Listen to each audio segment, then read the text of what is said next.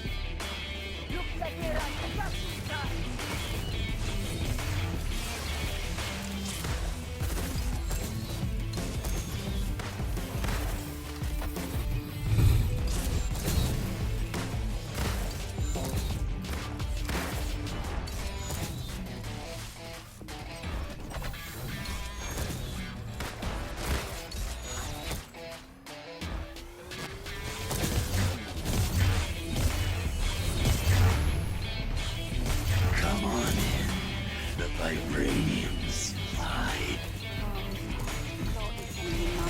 I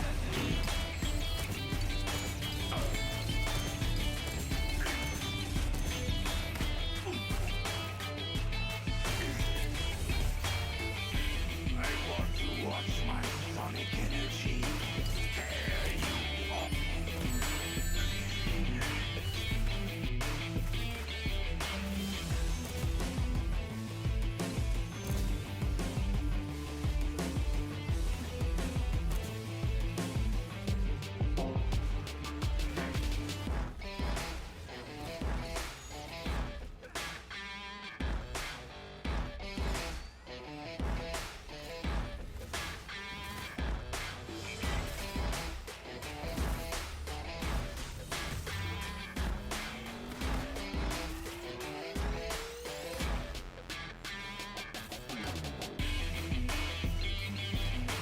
What's up, everybody? So this is the Black Widow build that I run in the raid, and it's really 3 different builds, so we'll go over all 3, try to go as quickly as possible.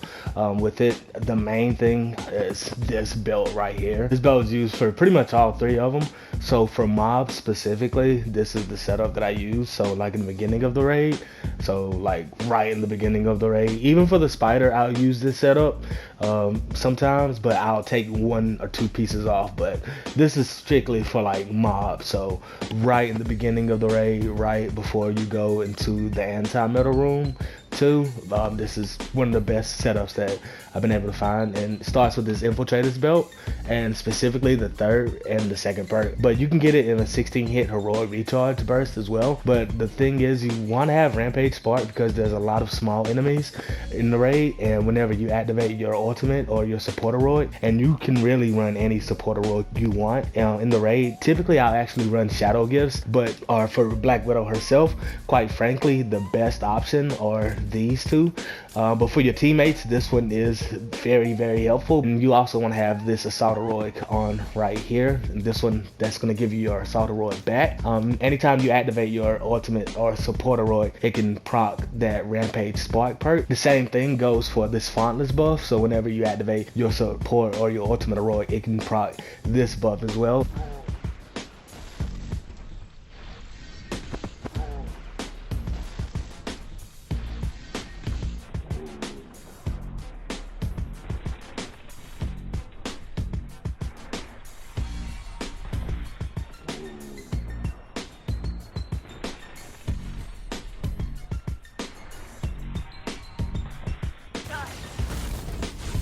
Even though it says melee, critical attacks will proc your damage buff, and that goes very good with the Spectre's Terror, because a lot of times whenever you're activating your heroics when you are behind enemies, the minor artifact that I run is this one right here, Vibranium Payload artifact. Preferably you'll want to have this North Stone on the Vanguard. The main reason I'm not running this is because it feels like it throws the loop off as far as having those perks proc and not proc, because you really want to have perks like this Assault Empowerment proc. As you can see right now, it's like 60%. And if I take off that proficiency, it's going to drop down a little bit to a 57%. And that same thing goes to every single thing that has a perk activation chance on it. So right now, this fontless buff is a 24% chance. to activate, and if you add a little proficiency, it's gonna boost your perk chance to a 39%, and your fondness buff goes up as well. And I played around with both of them, and it seems like having 2 rows of proficiency kind of helps out a little bit more. And if you don't have 2 rows of proficiency, you could always go into your skill tree over here and change this up to critical melee, but that's not going to affect your perk chance. That's only going to affect your melee critical attack chance, which is definitely helpful because on your melee gloves you have this Fontless Spark right here. I don't have an offline date for this gear piece right here, but the main thing is the first perk and the last perk, the Fontless Spark, which also can proc whenever you activate your support and your ultimate heroic. And the stealth boon is going to give you a 15% increased critical chance whenever you are invisible. So it's pretty much a loop. If you activate your support heroic and you're going to be invisible, this is going to give you 15% increased damage while you're invisible.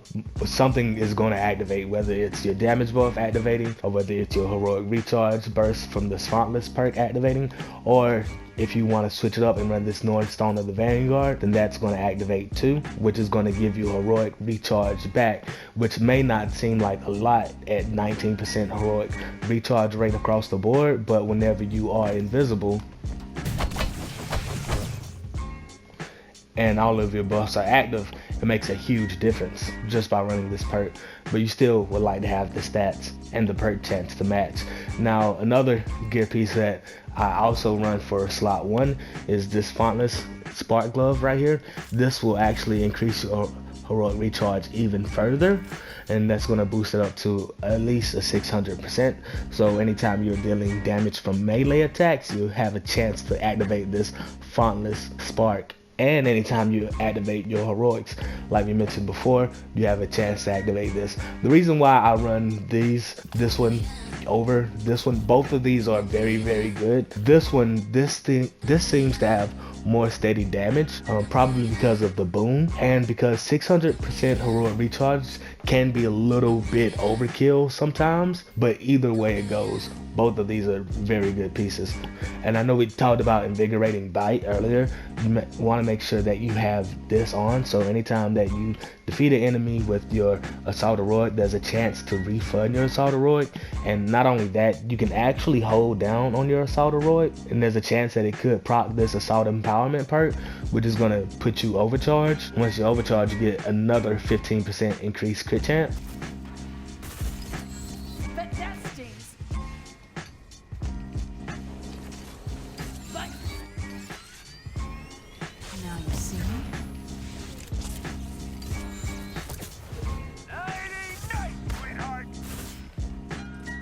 You also want to pretty much always run this melee charge, so anytime you're dealing attacks that are melee attacks, it will boost your heroic recharge meter. And this is pretty much the setup that I run for mobs.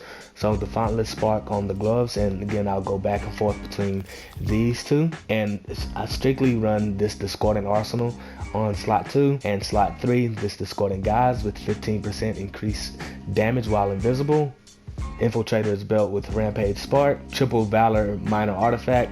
Only reason I'm running this with the Gamma Safeguard, because I really don't feel like going offline and finding anything better. And for the other minor artifact, the Norn Stone of the Vanguard or the Norn Stone of the Bulwark. Now when it comes to the Spider in the raid, sometimes I'll switch it up. Instead of running this Discordant Arsenal, every now and then I'll run this Round of the Storm, or either this Round of the Storm, just to give a little bit more damage. And not only that, but I'll definitely try to make a change to this Infiltrator's Belt, where it has a 16 hit heroic recharge burst. So that's strictly for the Spider. If anything, you want to make sure that you have this on. Even if you don't have this on, let's say you don't feel like switching, it really doesn't even matter, because you're still going to be able to get your heroic recharge burst from the Fontless Spark, and this still could come in handy as far as getting a heroic recharge burst, because whenever the little spiders exit the big spider from Commander Crawler, you can just hit your Dark Thorn and it's going to destroy every single one of them, which is going to proc that heroic recharge burst again, which is why a lot of the times I may not even run this Round of the Storm. Even though it does increase the damage tremendously, it sometimes can mess up the flow. Now whenever it comes to objectives, they all are kind of the same, right? The main thing that you're gonna want to do is switch up this Northstone of the Bulwark. Just change over to 2 Triple Valors. And that's pretty much for every single objective.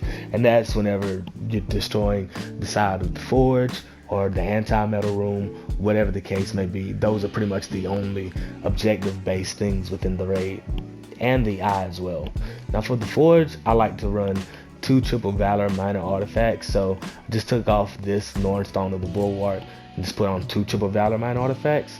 And not only that, but for the forge, you also want to put on this Infiltrator's belt, because you are going to be surrounded by a few big enemies that you can take advantage of as far as proccing this Berserker Spark. So you're going to want to put this on as well. And this Assault Empowerment is very, very helpful for the forge. You also want to keep the Discordant guys on, or anything that's going to have Valor Precision on it. Anything with Valor and Precision. So if you had a vest like this right here, and it was Valor and Precision and Might, then put this on, because you're gonna get the most damage, unless you're feeling very, very unsafe or whatever the case may be. But then put this something like this on with Resolve and Resilience. But at the end of the day, this is gonna cause you to get overwhelmed. So I would recommend MVP on every slot, pretty much in almost every scenario, to be honest. Now for slot 2 on the forge, I run this right here, Round of the Storm, damage buff Tachyon Surge. If you don't have Round of the Storm, then just put on this proficient buff round, just anything with a damage buff, strictly mainly from power attacks. That's what you want. If you don't have a damage buff, targeted sparks work out pretty well. Don't have an offline date for this, but don't be afraid to try this, because they are very, very useful. And for slot 1, I'll run the stealth assistance, but instead of this stealth assistance, I run this one mainly because of the proficiency and the extra roll of precision that it'll give. So now we're at 600% heroic recharge rate. And for the support heroic, turn Night Terror on, and be sure to turn on Super Static Dart and turn on Lethal Bite. Now before going into the forge, make sure you turn Lethal Bite on, because if you change it while your heroics are full or whatever, you're not gonna have the extra one until you shoot one. So make sure you have this on before, you know, your heroics are recharged. And that's really the main thing. So if you have an enemy that comes up close to you, just use your pistols and get the heroic recharge burst, and then stay invisible, and then shoot the side of the forge with the high caliber or the super static dart. You can also shoot the symbols while the symbols have not come out yet, so that's another thing. Now the anti-metal room is almost the same, but a little bit different. There's a few things. Generally speaking, whenever I'm playing the raid or whatever, we go to the right first, or technically be split. So 2 left and then 2 to the right. So whenever you go to the forge, then you go back across to the anti-metal room, and then the eye, right? So it sounds complicated, but it's really not. You really want to go to the right side first. And if you are able to split up, 2 going to the left and 2 going to the right, and 2 on the left side can drop down and go back to the right whenever they're finished, then that's the way that you want to go. So that way you go to the forge, and then you go to the anti-metal room. Then when you're in the anti-metal room, you can pretty much keep on the same gear pieces for the anti-metal room, which is an objective phase. Keep the same gear pieces on as you would for the eye, which is an objective phase, which in most cases, pretty much every single character is going to change over to something with precision and valor. So really you can go all 3 objective phases without changing your gear that much, except for characters like Kate. She'd have to change her gear pretty much on every single objective to maximize efficiency. But still, for the anti-metal room, same thing. Triple Valor, minor artifacts, Infiltrator's belt. You want to make sure you have this on.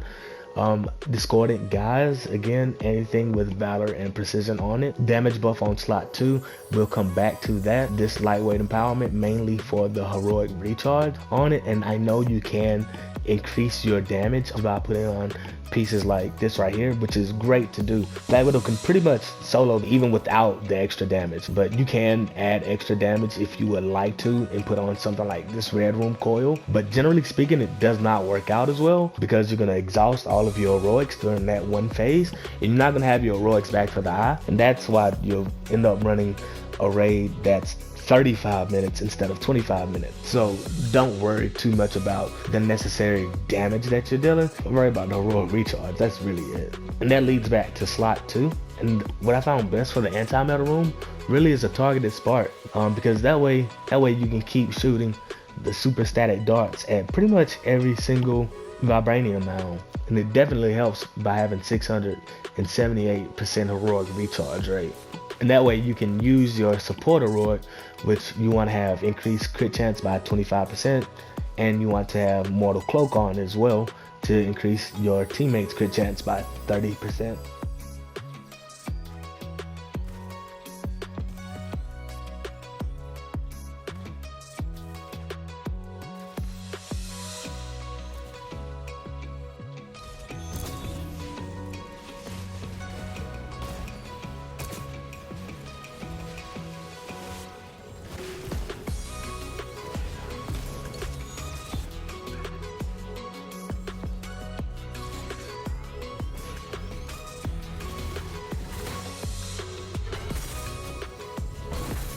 You can have this on during the anti-metal phase, exhaust all of your heroics multiple times, and then whenever it's time for the eye phase, you still have all of your heroics. Now when it comes to shooting Klaw in the eye, quite frankly, you can leave this setup on, you can leave whatever you had on, right? Now if you want to change over to a gear piece right before the eye section on slot 2, typically I'll run whatever has the highest valor on it.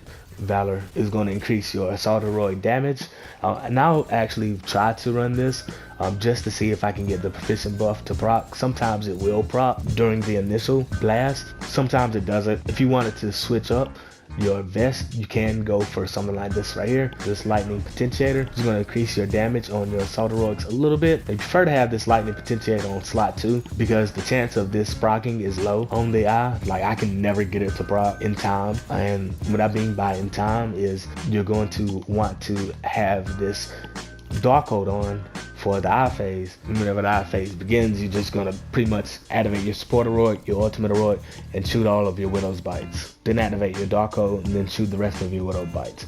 You should be able to get 11 widow bites. Now if you take the chance and try to proc this round of the storm or this damage buff, you might not get 11. That's what I run for the eye. If you don't want to use your dark code for the eye, then don't use your dark code for the eye. Sometimes I don't use my dark code for the eye. The reason why I don't use my dark code for the eye is because I actually use my dark code for Klaw.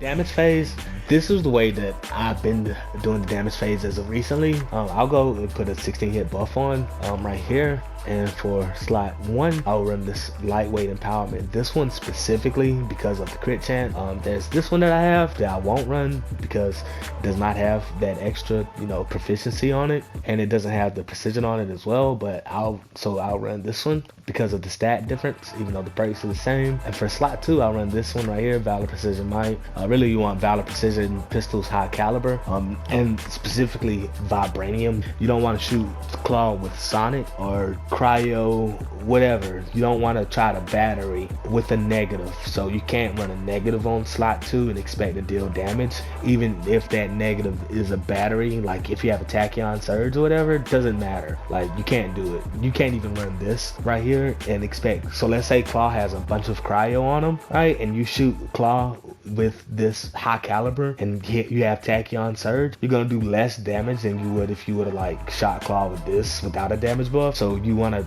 always run Vibranium and find a way to battery with this being your primary damage source. And for slots, again, you can run whatever has the highest valor and precision on it, but I'll run this one right here just because it'll give me 10% more increased damage to enemies afflicted with Vibranium. And slot 4, like I mentioned before, 16 hit damage buff. You want to have a 16 hit damage buff.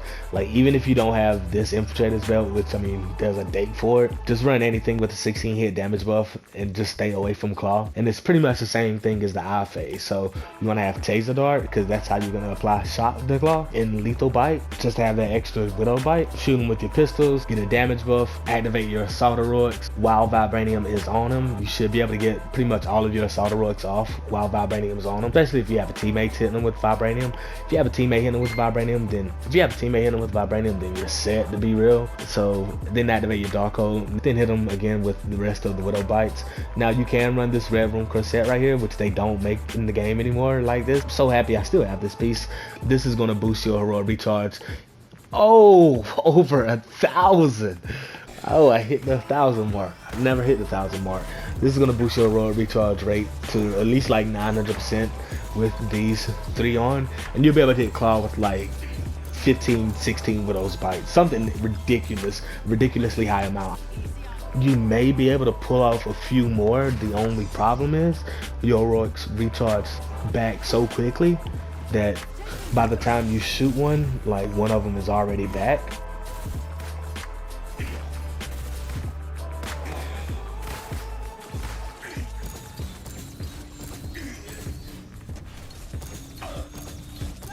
Now, if you don't have this piece right here, they do sell this in the vendor in Wakanda and the helicarrier. They sell this like twice a week. It's purple, same perks. Doesn't really matter about the stats because they're defensive stats. You don't have to run this, but it's pretty nice to have. So that's one way that you can like pretty much destroy Klaw. Another way to destroy Klaw is by running Tachyon Surge on slot 2, the fontless buff on slot Tachyon Surge on slot 1. Excuse me, fontless on slot 2. Again, increased damage to enemies afflicted with Vibranium, slot 3, and running this Red Room Coil on slot 4, and 2 Triple Valors with a Sacred Northstone of Lethal Will. And for this section over here, you can run Taser Dart. I still always run Taser Dart. You can also run Lightning Fist. The reason why I don't run Lightning Fist, for some reason, for me, it's not been able to work for me. I do know a few people who play Widow, and I've seen it work pretty consistently.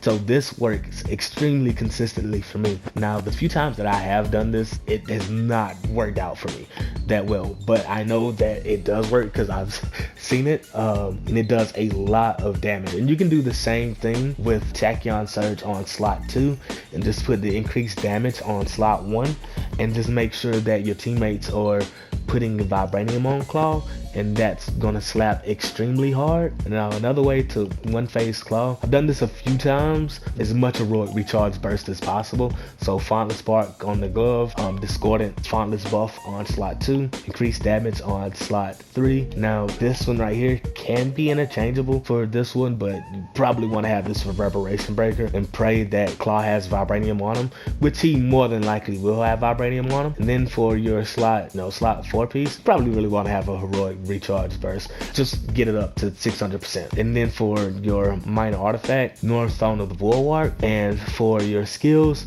instead of running this right here, run Dark Thorn and run Taser Dart. Could run this Lightning Fist, but run Taser Dart. Reason why I would run Taser Dart is because it allows me to like have a better flow. You can proc this in the air, and you can just pretty much just hit Klaw with a bunch of melee attacks. The only bad thing about it is, like I say, you want to have this Triple Valor.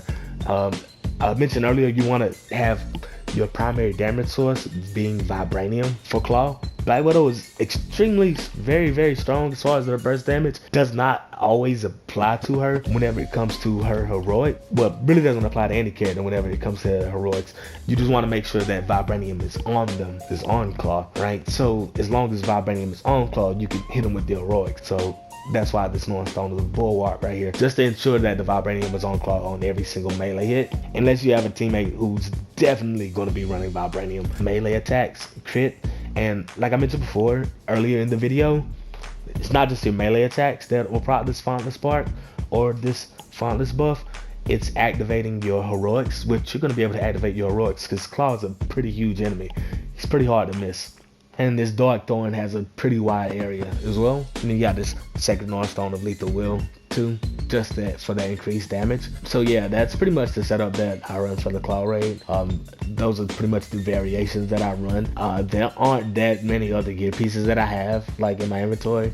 that I would be like, yo, you might need to run this piece. Like if you're a new player, like you can run this too. Like if you're like a new player, if you don't have like the heroic recharge perks or whatever, like the minor artifacts and stuff like that, like I have, you can still run this throughout pretty much most of the raid. You can just take this minor artifact off. You can still have increased damage by running just another triple valor minor artifact instead. So you can still pretty much still pull off the same thing by running this piece. Not quite the same thing. It's not quite the same thing, I'll be honest. It's not the same thing, even if you had like a damage buff or whatever.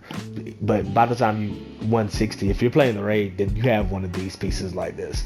But like I mentioned, you really want to have this damage buff. It's going to increase your damage by like 60%. Like every chance that you could run a damage buff, you want to run a damage buff like in this game with Widow. Tachyon Surge is a little weird, a little different. One thing I'll say is it's not for everybody, so don't go crazy trying to get this piece. My range isn't necessarily the best as far as Black Widow is concerned, like skill level. A lot of people say skill not involved in this game. That's not true. And that's why I'm first admit my range skill is not the best. But even if it was the best, I still don't know if it would be better as far as the raid is concerned than running something like this with pistol and high caliber. So just wanted to mention that for anybody thinking about running this event over and over, trying to get this piece, any new player, older player, it's very, very good. It's very, very situational. It's going to increase your damage by a lot. I still think this is a little bit better in many scenarios. Unless it's an objective phase, of course, then obviously you want to run this. But just for enemies, if you're thinking about getting this for enemies, it's very good, but not sure if it beats this, especially if this came with like might, valor, and precision. But yeah, hopefully you all were able to find a few things from the video that's helpful to you all. Thank you for watching and have a great day.